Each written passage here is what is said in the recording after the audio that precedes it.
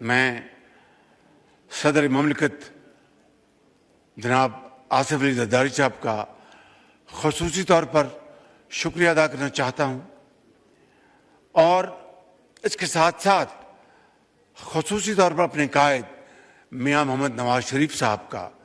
جو خود بنفس نفیس یہاں پر تشریف لائے اور آج کی اس پوری کارروائی میں شریک ہوئے۔ میں اس کے ساتھ محترم جناب بلاول بھٹو زرداری صاحب کا شکریہ ادا کرنا چاہتا ہوں، ڈاکٹر خالد مقبول صدیقی صاحب کا، چودھری صالح حسین صاحب کا، عبدالعلیم خان صاحب کا، ڈاکٹر خالد مکسی صاحب کا، جناب اعجاز الحق صاحب کا، اور اس کے ساتھ ساتھ ANP کے جو میرے بھتیجے ہیں جناب ایمل ولی خان صاحب کا، میں ان سب کا شکریہ ادا کرنا چاہتا ہوں فردن فردن اور اجتماعاً۔ اور اس کے ساتھ ساتھ جناب اسپیکر، میں ڈپٹی پرائم منسٹر جناب اسحاق ڈار صاحب کا، لاء منسٹر جناب چودھری اعظم نذیر طاہر صاحب کا، اور اس کے ساتھ اٹارنی جنرل جناب منصور اوان صاحب کا، لاء سیکرٹری کا، آپ کے تمام جو افسران یہاں پر موجود ہیں، آپ کے پورے سیکریٹریٹ کا، اور درجہ بدرجہ ہاؤس کمیٹیز کا، ان کے ممبرز کا، جنہوں نے بڑی ارک ریزی کے ساتھ ان امینڈمنٹس کے اوپر کام کیا۔ اس میں بڑی بھرپور مشاورت ہوئی اور اس مشاورت کے نتیجے میں یہ ترامیم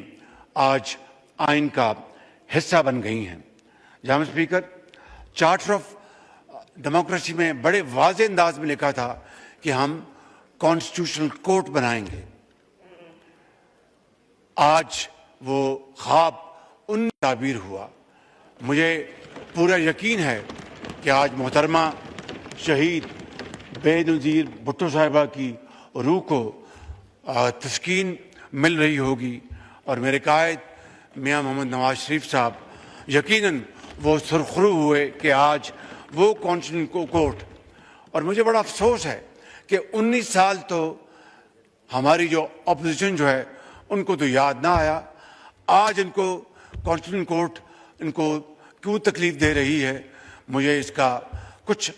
سمجھ میں یہ بات نہیں آئی کہ اس میں کیا لاجک ہے، کیا اس میں تک ہے۔ بہرکیف ان کا حق ہے اختلاف کرنا۔ جناب اسپیکر، میں سمجھتا ہوں کہ ہمیں اس کا احترام کرنا چاہیے، لیکن گالی گلوچ اور دشنام ترازی اس کو ہمیں اب ختم کرنا ہوگا۔ ہمیں ملک کو آگے لے کر چلنا ہے۔ اس ملک کی ترقی اور خوشحالی کے لیے ہمیں مل کر کام کرنا ہے۔ ابھی جب ہندوستان کو پاکستان نے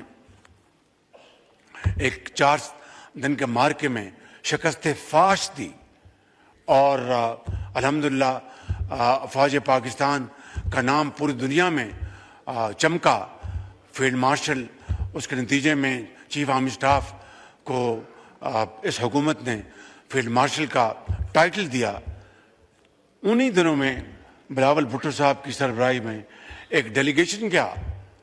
اور وہ اپنا امریکہ گئے، یورپ گئے، اور پوری طرح انہوں نے شاندار ڈپلومیسی کی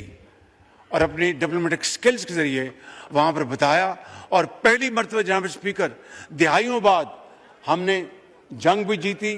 ڈپلومیٹک وار بھی جیتی، اور ہندوستان جو ہے وہ بالکل بے بس تصویر بنا رہا۔ مودی بالکل بے بسی کا شکار تھا،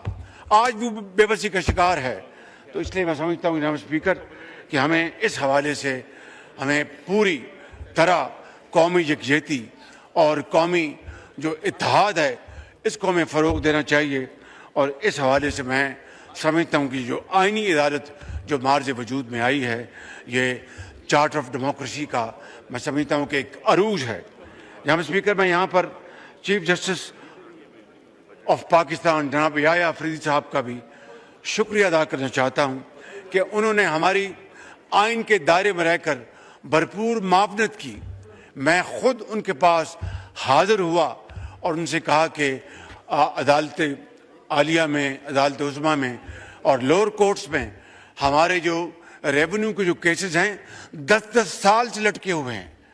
اور انہوں نے کمال مہربانی سے انہوں نے اس کا نوٹس لیا جناب اسپیکر، اور آج میں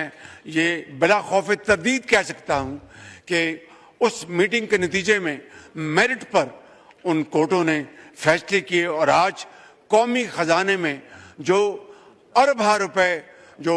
بالکل معلق تھے وہ آج قومی خزانے میں آ چکے ہیں۔ تو میں چیف جسٹس پاکستان یحییٰ افریدی صاحب، جو کہ ایک بہت نیک نام چیف جسٹس ہیں اور ان کی ریپوٹیشن انتہائی شاندار ہے، اور میں سمجھتا ہوں کہ ان کی جو مدد ہمیں ملی، میں چاہتا تھا کہ آج میں ان کا اس فورم کے حوالے سے شکریہ ادا کروں، اور اس بات کی بھی وضاحت کرنا چاہتا ہوں جناب اسپیکر کہ سپریم کورٹ کے chief justice he judicial commission of Pakistan, supreme judicial council اور لا اینڈ جسٹس کمیشن جیسے اہم آئینی اداروں کی بدستور سربراہی کرتے رہیں گے، اور میں سمجھتا ہوں کہ اس کے ذریعے ہمیں ان کی